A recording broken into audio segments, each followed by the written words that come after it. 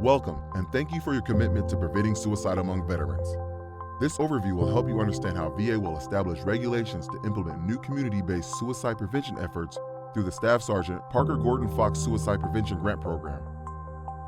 The program will fund grants of up to $750,000 across the nation to certain organizations that aim to prevent suicide among veterans. The focus is on improving community outreach, suicide prevention services, and connecting veterans to the VA and community resources.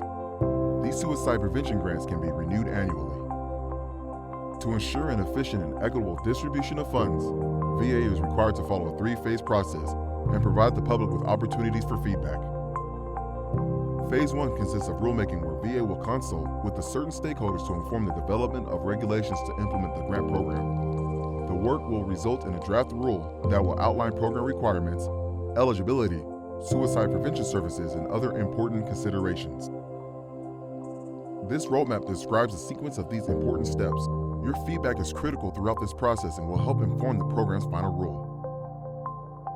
Phase 2 is when we draft the program's policies, procedures and metrics, and other important documents to implement the grant program. At this point in the journey, we are finalizing the structure necessary to stand up the program. The roadmap now features the important milestones included in this phase and infrastructure needed to manage the grant program. Phase 3 begins once procedures have been reviewed and approved. The program is now ready for launch and organizations can apply for grants. All this work will result in an important public health effort to deploy suicide prevention strategies through community efforts. The Staff Sergeant Parker Gordon Fox Suicide Prevention Grant Program will be an important tool to meet the needs of veterans and their families to prevent veteran suicide. This process requires a journey with each step dependent on numerous points of input. Each step of the journey may take more or less time as we carefully work to ensure full coordination with all involved. Yet, this journey leads to a grant program that addresses important needs of veterans in a fair and equitable way, which advances our suicide prevention efforts together with each of you.